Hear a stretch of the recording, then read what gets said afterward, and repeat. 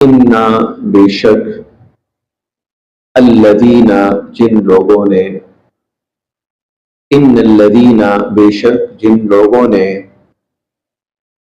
فرقوا ٹکڑے ٹکڑے کر لیا دینہم اپنے دین کو ان الذین فرقوا دینہم بے شک جن لوگوں نے اپنے دین کو ٹکڑے ٹکڑے کر لیا وکانوا اور وہ ہو گئے شیعا جماعت در جماعت گروہ در گروہ یا وہ ٹکڑوں میں بٹ گئے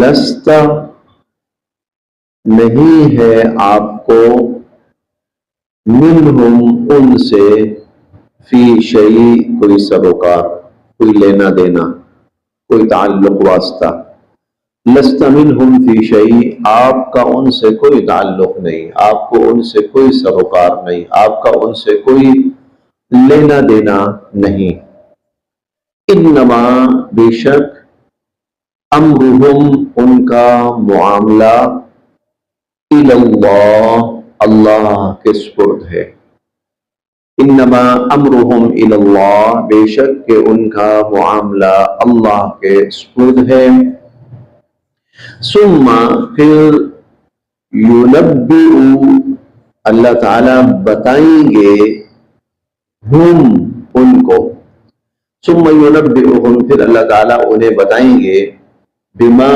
جو کانو تھے وہ یفعلون کرتے رہے ثم ينبئهم بما کانو یفعلون پھر جو کچھ وہ کرتے رہے اللہ تعالیٰ ان کو قیامت کے روز سب بتائیں گے دین جو ہے حضرت آدم علیہ السلام سے لے کر نبی کریم صلی اللہ علیہ وسلم تک دین ہمیشہ ایک رہا ہے اور وہ دین تھا دین اسلام ان الدین عند اللہ الاسلام دین اللہ کے ہاں اسلام ہی رہا ہے شروع سے ہوتا کیا تھا لوگ اللہ کے اس دین سے نکل کر اس کو چھوڑ کر اپنا کوئی اور جتھا جماعت نام بنا لیتے تھے وہ اللہ کے اس نام کو چھوڑ دیتے تھے اللہ کی دی ہوئی اصطلاح کو چھوڑ دیتے تھے نتیجتاً اللہ کے آئے ہوئے دین کو چھوڑ کر اپنی طرف سے ایک الگ دین وہ بنا لیتے تھے مثال کے طور پر کچھ لوگوں نے اپنے آپ کو صابی کہلوایا حالانکہ وہ مسلم تھے کچھ لوگوں نے اپنے آپ کو یہودی کہلوایا حالانکہ وہ مسلم تھے کچھ لوگوں نے اپنے آپ کو عیسائی کہلوایا حالانکہ وہ مسلم تھے دین سب کا اسلام تھا اور وہ سب مسلم تھے لیکن انہوں نے اپنی جو پہچان ہے وہ مسلم سے ہٹا کر کسی نے اپنے آپ کو یہودی کہلوانا پسند کیا کسی نے عیسائی اور پھر صرف نام ہی نہیں اور پہچان ہی تبدیل نہیں کی انہوں نے بلکہ انہوں نے اپنی طریقہ کار طرز عمل اعمال کو بھی اللہ کے دین سے ہٹا لیے الگ کر لی خود ساختہ چیزیں بنا لی اس آیت میں اللہ تعالیٰ ان لوگوں کا تذکرہ فرما رہے ہیں کہ ان الذین فرقوا دینہم وہ لوگ جنہوں نے اپنے دین کو ٹکڑوں میں بانٹ لیا ٹکڑے ٹکڑے کر لیا وکانوا شیعا اور وہ جماعت در جماعت تقسیم ہو گئے گروہوں میں بٹ گئے لست منہم فی شیء آپ کو ان سے کوئی سروکار نہیں ہے آپ کو ان سے سروکار نہ ہونے کا مطلب یہ ہے آپ کا اور ان کا راستہ بالکل جدا ہے بالکل الگ ہے آپ اللہ کے دین پر ہیں وہ اپنے خود ساختہ دینوں پر ہیں وہ اپنے خود ساختہ دینوں پر ہیں آپ اللہ کے دین پر ہیں ان کا راستہ بالکل جدا آپ کا راستہ بالکل جدا ان کا راستہ 100% گمراہی کا آپ کا راستہ 100% ہدایت کا لست منہم فی شیء آپ کو ان سے کوئی لینا دینا نہیں دوسری بات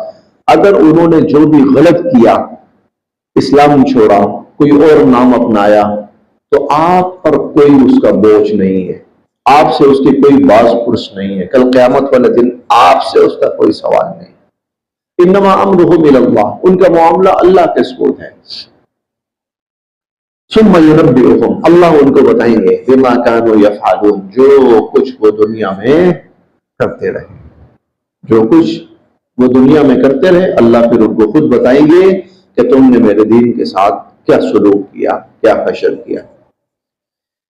من، جو، جاء، لائے گا، کرے گا، بالحسنہ، بھلائی، من جاء بالحسنہ، جو بھلائی کرے گا، نیکی کرے گا، فلہو، تو اس کے لیے، عشر، 10 امثال، مثل کی جمع ہے، مثل کا معنی ہے گناہ، فلہو عشر امثالہا، اس کے لیے اس نیکی کا 10 گنا اجر ہے، اس کے لیے اس نیکی کا 10 گنا اجر ہے، یعنی ایک نیکی کرنے پر کم از کم، ابتدا یہاں سے ہے، کم از کم کہ 10 نیکیاں کرنے کے برابر ثواب ملے گا۔ ومن جاء، اور جو لائے گا، بالسیئہ، برائی، اور جو برائی کرے گا، جو گناہ کرے گا، فلا یجزا، تو نہیں اس کو بدلہ دیا جائے گا، الا، مگر، مثلہا، اسی کے برابر، تو اس کو اسی کے برابر بدلہ دیا جائے گا۔ یہ بھی اللہ تعالیٰ کی ایک عجیب رحمت ہے، اللہ تعالیٰ کی یہ بھی عجیب رحمت ہے، اور رحمت یہ ہے کہ جس نے برائی کی ہے بس اس کو اسی برائی کے برابر سزا ملے گی۔ یہ نہیں ہے آپ نے برائی ایک کی ہے آپ کو 10 برائیوں کے برابر سزا دی جائے گی، نہیں، ایک برائی کے برابر ثواب اور آپ کو سزا دی جائے گی۔ لیکن اگر وہی شخص نیکی کرتا ہے، ایک کرتا ہے، تو اللہ تعالیٰ اس کی اتنی قدردانی فرماتے ہیں، اللہ فرماتے ہیں تجھے 10 نیکیاں کرنے کے برابر ثواب دیا جائے گا۔ یہ آغاز ہے نیکی کا، برائی کا نہیں، برائی اتنی رہتی ہے، برائی کی سزا اتنی ہی رہتی ہے، برائی کا وبال اتنا ہی رہتا ہے، لیکن نیکی کا اجر بڑھتا رہتا ہے۔ ہم پیچھے پڑھ کے آئے ہیں تیسرے پارے کے اندر، سورہ البقرہ کے اندر، مثل الذین ينفقون اموالهم فی سبیل اللہ کمثل حبۃ انبتت 7 سنابل، کہ اللہ کی راہ کے اندر 1 روپیہ صدقہ کرنے والا وہ ایسے ہے، جیسے مثال اللہ نے آگے دی، اس مثال کا خلاصہ یہ ہے کہ ایک نیکی کرنے والا، 1 روپیہ خرچ کرنے والا، اللہ پاک اس کو 700 روپے خرچ کرنے کے برابر ثواب عطا فرماتے ہیں۔ اور پھر یہ بھی فرمایا واللہ یضاعف لمن یشاء، اللہ تعالیٰ جس کے لیے چاہے اضافہ کر دے، جتنا مرضی کر دے۔ اور یہ بھی ہم نے پڑھا ہے من ذا الذی یقرض اللہ قرضا حسنا فیضاعفہ لہ اضعافا کثیرا، پتہ نہیں اللہ اس کے لیے بڑھاتے ہی چلے جائیں گے۔ تو یہ اللہ کی رحمت ہے کہ جو شخص اللہ کی فرما برداری میں چلتا ہے اور فرما برداری والا کام کرتا ہے، تو ایک فرما برداری پر کچھ بھی نہ ہو، کچھ بھی نہ ہو، کچھ بھی نہ ہو، کم سے کم سے کم سے کم جہاں سے سٹارٹ ہوتا ہے وہ 10 گنا اجر اور ثواب ہے۔ اور جو برائی کرتا ہے تو اس کو جتنی برائی اتنی ہی سزا۔ من جاء بالحسنہ، جو نیکی لے کر آئے گا، فلہ عشر امثالہا، اس کے لیے 10 گنا اجر ہے۔ ومن جاء بالسیئہ، اور جو برائی کا ارتکاب کرے گا، فلا یجزا الا مثلہا، تو اس کو اسی کے برابر سزا دی جائے گی۔ وہم لا یظلمون، لوگوں کے ساتھ کسی قسم کی زیادتی نہیں کی جائے گی۔ قل، آپ فرمائیے، قل، اے نبی علیہ الصلوۃ والسلام آپ فرمائیے، اننی، بے شک میں، ہدانی، میری رہنمائی فرمائی ہے، ربی، میرے رب نے، ہدانی ربی، میرے رب نے میری رہنمائی فرمائی ہے، الی، طرف، صراط مستقیم، سیدھا راستہ، میرے رب نے سیدھے راستے کی طرف میری رہنمائی فرمائی ہے، میرے رب نے مجھے سیدھے راستے کی ہدایت دی ہے، میرے رب نے مجھے سیدھے راستے پہ چلا دیا ہے، میرے رب نے مجھے سیدھے راستے پہ چلا دیا، یعنی میں جس راستے پر ہوں اپنے رب کی طرف سے 100% سیدھے راستے پر ہوں، اور یہی وہ راستہ ہے جس پہ اللہ انسانوں کو چلانا چاہتے ہیں۔ آپ فرمائیے یہی وہ راستہ ہے، جس پر اللہ تعالیٰ انسانوں کو چلانا چاہتے ہیں. دینن قیما، یہ بڑا مضبوط اور مستحکم دین ہے. ملت ابراہیم، اور یہ حضرت ابراہیم علیہ السلام کی ملت ہے. حنیفہ، ابراہیم علیہ السلام جو موحد تھے، توحید پر قائم تھے. وما کانا، اور نہیں تھے وہ، من المشرکین، مشرکوں میں سے، اور وہ مشرکوں میں سے نہیں تھے. ابراہیم علیہ السلام موحد تھے، توحید پر قائم تھے، مشرکوں میں سے نہ تھے. اچھا، وہ سیدھے راستے پر ہوں، اور یہ سیدھا راستہ ابراہیم علیہ السلام کی ملت ہے، وہ ہے کیا؟ وہ سیدھا راستہ ہے کیا ہے؟ اگلی آیت میں قل، آپ فرمائیے، ان صلاتی، بے شک میری نماز، ونسکی، اور میری عبادات. نسک کا لفظ بہت سے معنی کے لیے استعمال ہوتا ہے، قربانی کے لیے استعمال ہوتا ہے. نسک کا جو لفظ ہے یہ حج کے اعمال کے لیے استعمال ہوتا ہے، مناسک حج اس کے لیے استعمال ہوتا ہے. نسک کا جو لفظ ہے مطلقاً عبادات کے لیے بھی استعمال ہوتا ہے، اور یہاں زیادہ مناسب یہی ہے. ونسکی، اور میری تمام عبادات، ومحیای، اور میرا زندگی بھر کا جینا، ومحیای، اور میرا زندگی بھر کا جینا، ومماتی، اور پھر میرا مرنا، للہ، یہ سب کا سب اللہ کے لیے، رب العالمین، جو تمام جہانوں کا پروردگار ہے. یہ ہے آپ جس کو ایک مسلمان کی زندگی کی معراج کہہ سکتے ہیں. ایک مسلمان کی زندگی کی معراج جسے کہہ سکتے ہیں وہ یہ ہے. یہ کہہ سکتے ہیں کہ یہ آیت پورے تمام دینوں کا، تمام ادیان کا، تمام تعلیمات کا خلاصہ ہے. یہ آیت تمام تعلیمات کا، تمام ادیان کا خلاصہ ہے. اس کو میں آسان کروں تو اللہ رب العزت نے انسان کو اپنی ذات کے لیے پیدا کیا ہے. اللہ رب العزت نے انسان کو اپنی ذات کے لیے پیدا کیا ہے، اور یہ انسان اللہ کی ذات کا ہو جائے. یہ بس تمام مذاہب، تمام تعلیمات کا خلاصہ یہ ہے. ان صلاتی ونسکی ومحیای ومماتی، انسان کو اللہ تعالیٰ نے اپنی ذات کے لیے پیدا کیا ہے، اور انسان اللہ کا ہو جائے. یہ ہے ان صلاتی، میری نماز، ونسکی، اور میری عبادات، ومحیای، اور میرا جینا، ومماتی، اور میرا مرنا، للہ رب العالمین، اس اللہ کے لیے، اس اللہ کے لیے جو تمام جہانوں کا پروردگار.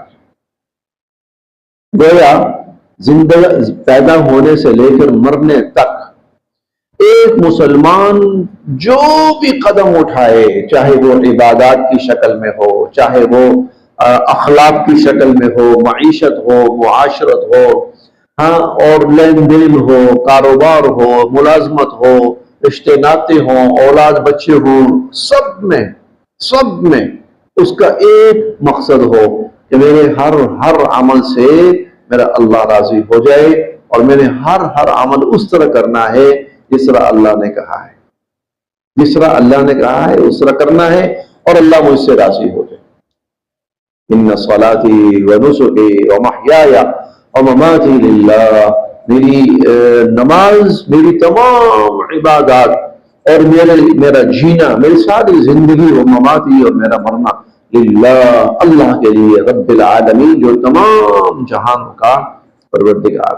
اس بات کو، یہ بات سمجھ میں آ جائے نا، سمجھ میں آ جائے تو انسان جو پتہ نہیں کہاں کہاں ٹھوکریں کھا رہا ہے وہ سدھر جائے. انسان کہاں کہاں ٹھوکریں کھا رہا ہے وہ سدھر جائے. جو اصل پوائنٹ جہاں پہ انسان نے آنا ہے، اور جہاں اللہ اس کو لانا چاہتے ہیں، وہ یہ ہے قیامت کے دن فیصلہ اس پر ہوگا کون میرا تھا. جو میرا تھا آؤ جنت میں، اور جو میرا نہیں تھا جاؤ جہنم میں. میں نے شروع میں کہا نا، اللہ نے انسان کو اپنے لیے پیدا کیا ہے، اور انسان اللہ کا ہو جائے. تو قیامت والے دن اللہ کہیں گے جو میرا ہے وہ آ جائے ادھر، جس کی زندگی میرے لیے تھی، جس کا ہر عمل میرے لیے تھا، جس کا جینا مرنا میرے لیے تھا، جس کا اٹھنا بیٹھنا میرے لیے تھا، وہ میرا ہے، آ جاؤ۔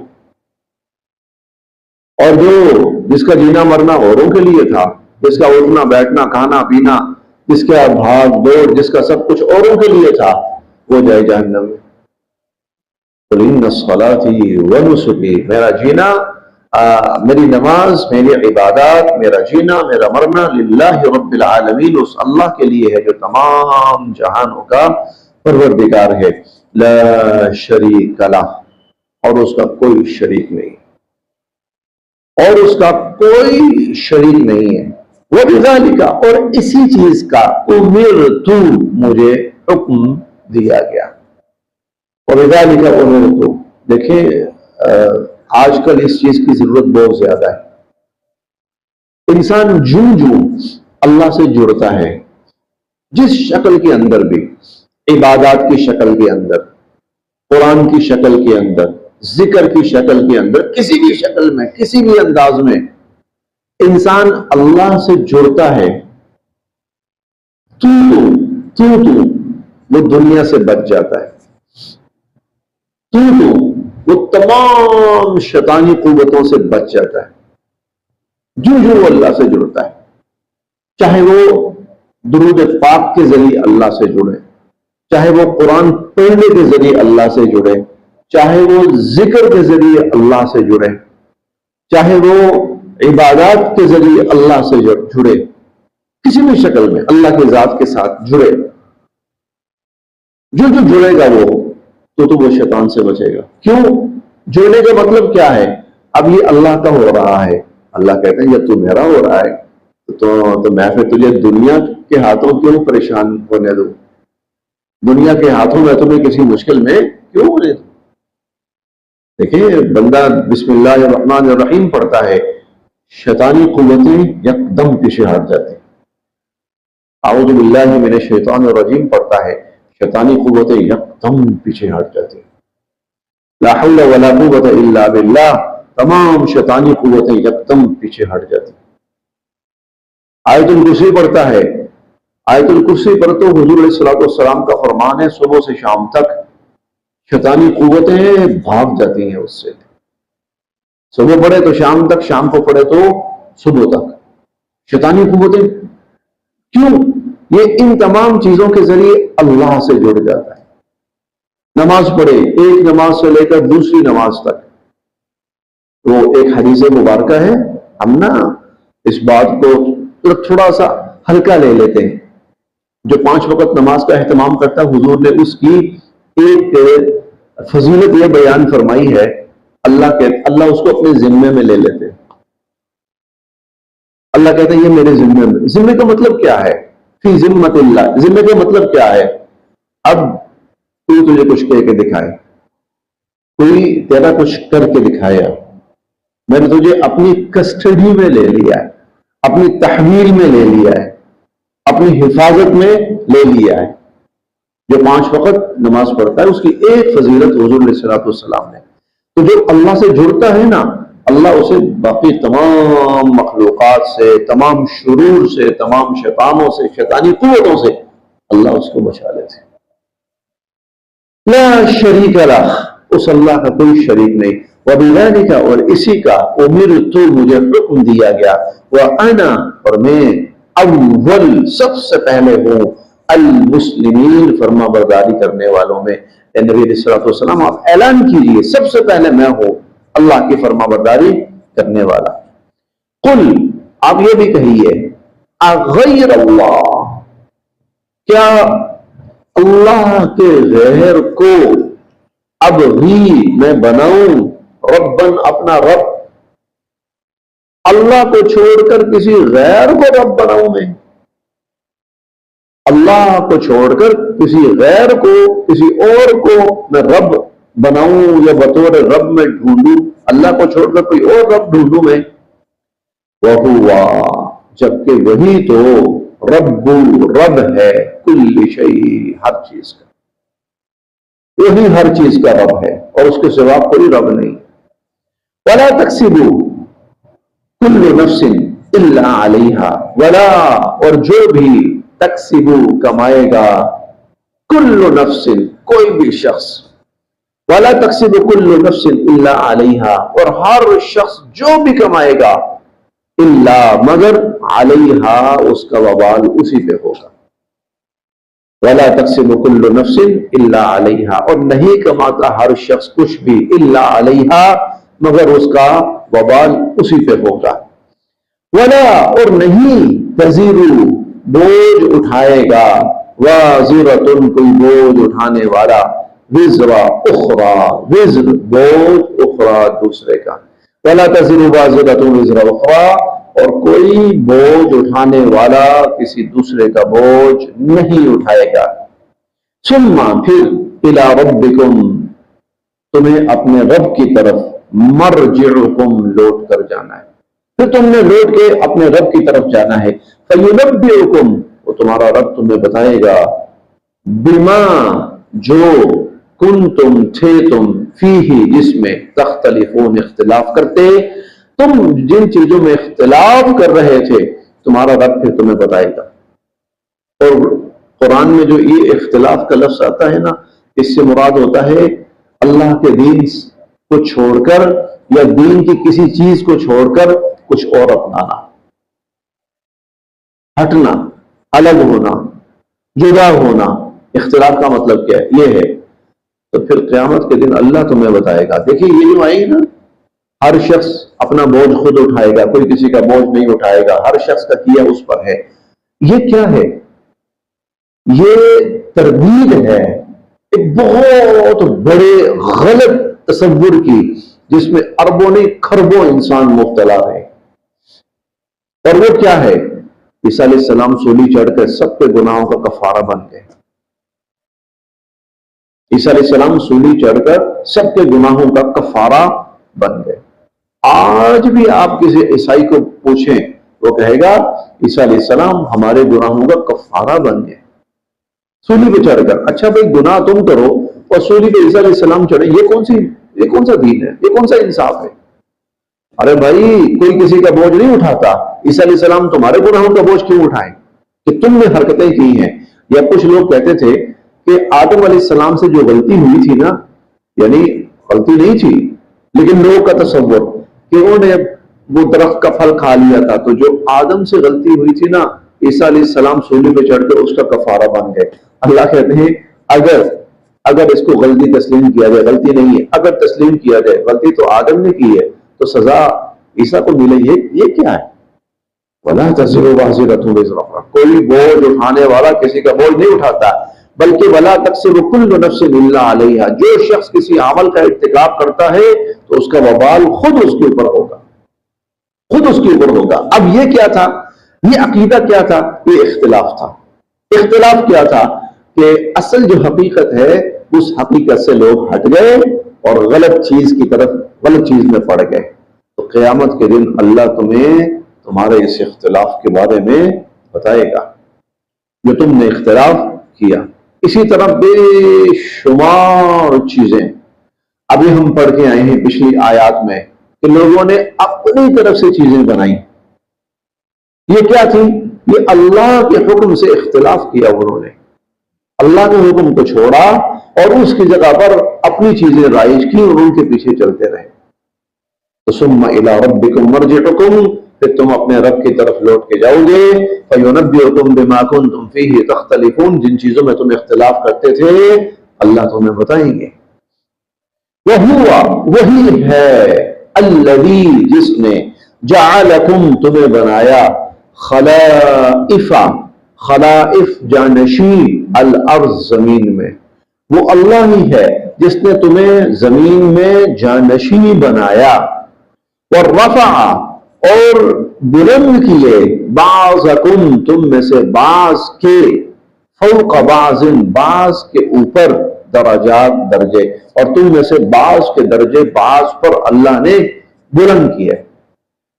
وہی ہے جس نے تمہیں زمین میں آباد کیا بھی کہہ سکتے ہیں، جانشین بنایا۔ اس کا مطلب کیا ہے؟ دیکھیں، کل تک ہمارے باپ دادا تھے اس زمین پر، ان کا نام تھا، ان کے وسائل تھے، ان کی ملکیت تھی، ان کے اختیار تھے. آج وہ نہیں ہے، آج ہم ہیں. آج ہمارے ہاتھ میں سب کچھ، آج کنٹرول ہمارے ہاتھ میں. آج یہ ہمارے گھر ہیں، آج یہ ہماری گاڑیاں ہیں، آج یہ ہماری کرسیاں ہیں. تو یہ ان کو لے جانا اور ان کی جگہ ہمیں آباد کرنا، یہ سارا نظام کون کس کا ہے؟ وَهُوَ الَّذِي جَعَلَكُمْ خَلَائِفَ الْأَرْضِ، وہ اللہ ہے جس نے تمہیں زمین میں جانشین بنایا. یہ انفرادی طور پر بھی ہو سکتا ہے اور یہ اجتماعی طور پر بھی ہو سکتا ہے. پہلے ایک قوم تھی، اللہ نے اس قوم کا خاتمہ کیا اور اس کے بعد اللہ نے دوسری قوم کو وہاں لا کر کھڑا کیا. وَهُوَ الَّذِي جَعَلَكُمْ خَلَائِفَ الْأَرْضِ، دونوں شکلوں میں اللہ ہی ہے جس نے تمہیں زمین میں جانشین بنایا. وَرَفَعَ بَعْضَكُمْ فَوْقَ بَعْضٍ دَرَجَاتٍ، اور اللہ نے بعض کے درجات بعض پر بلند کیے. بعض کے درجات اللہ نے بعض پر، کئی دفعہ ایسا ہوتا ہے باپ جو ہوتا ہے بڑا سادہ سا ہوتا ہے، ٹھیک ہے، کوئی پڑھا لکھا بھی نہیں ہے، کوئی بہت بڑا صلاحیت والا ہنر والا بھی نہیں ہے، ماں بھی ایسی ہوتی سادی سی. اللہ پاک ان کو جو اولاد دیتے ہیں تو وہ اولاد بہت باصلاحیت نکلتی ہے، بہت صاحب علم نکلتی ہے، بڑے کمالات والی نکلتی ہے. وہ ایک مشہور ہے، ہو سکتا ہے سچ ہی ہو بات، پرانے لوگ ذرا اس کی تائید بھی کر سکتے ہیں، کہ ایوب خان تھا نا، تو یہ اس وقت پاکستان کی تاریخ کا سب سے طاقتور ترین فرد تھا. اس وقت صدر بھی بن گیا، آرمی چیف بھی ہے، اور کیا رہ گیا، صدر بھی مکمل اختیارات والا صدارتی نظام، اور آرمی چیف تو سارے کنٹرول سارے اختیار اس کے ہاتھ میں. لیکن اس کی جو والدہ تھی نا، والدہ وہ بڑی سادہ مزاج تھی. ایوب خان کی جو والدہ تھی وہ بڑی گاؤں دیہات کی جو عورت سے تھی. ان کو یہ بھی نہیں پتا تھا کہ میرا بیٹا کیا بن چکا ہے، میرا بیٹا کیا بن چکا ہے. تو غالباً کوئی وہ پٹواری ٹائپ کچھ تھا اس طرح کا. تو اس کو واقعہ ہے، شاید آپ میں سے کسی نے سنا بھی ہو. وہ میرے ذہن میں پورا واقعہ اس وقت نہیں آ رہا، آپ کے ذہن میں ہوگا. اچھا، تھوڑا سا نکل گیا ہے میرے ذہن سے کہ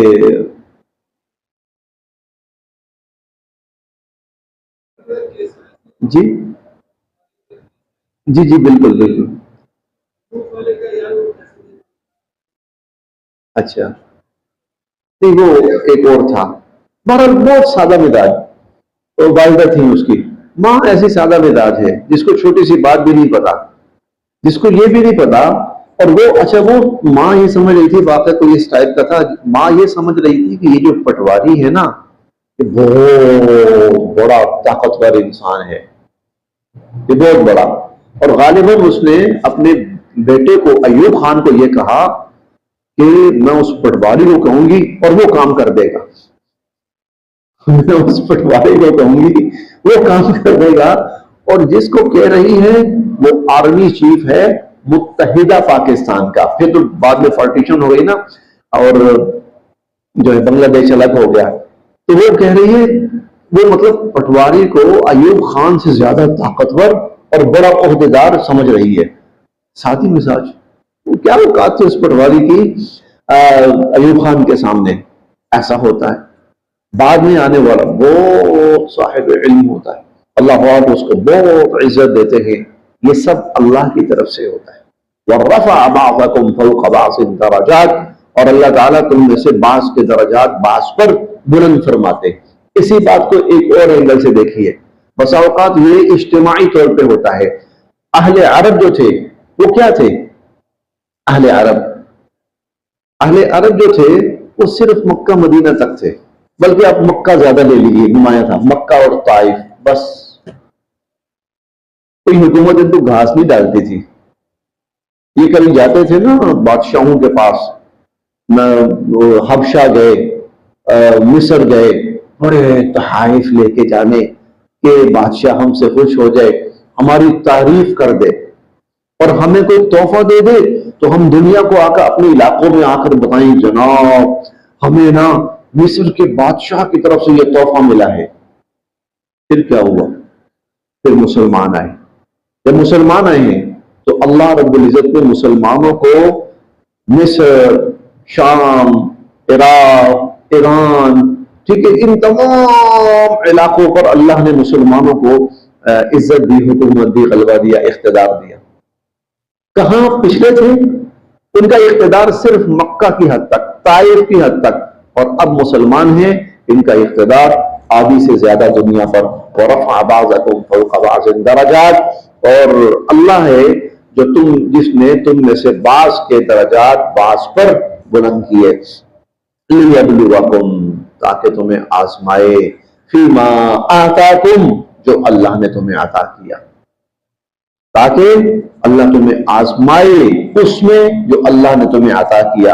ان ربک، بے شک آپ کا رب، سریع العقاب، بہت جلد پکڑ فرمانے والا ہے، بہت جلد پکڑ فرمانے والا ہے. وَإِنَّهُ، اور بے شک اللہ تعالی، لغفور الرحیم، بہت زیادہ بخشنے والے اور بہت زیادہ رحم فرمانے والے. وَإِنَّهُ لَغَفُورٌ رَحِيمٌ، بے شک اللہ تعالیٰ بہت زیادہ بخشنے والے، بہت زیادہ رحم فرمانے والے. پھر دیکھتے ہیں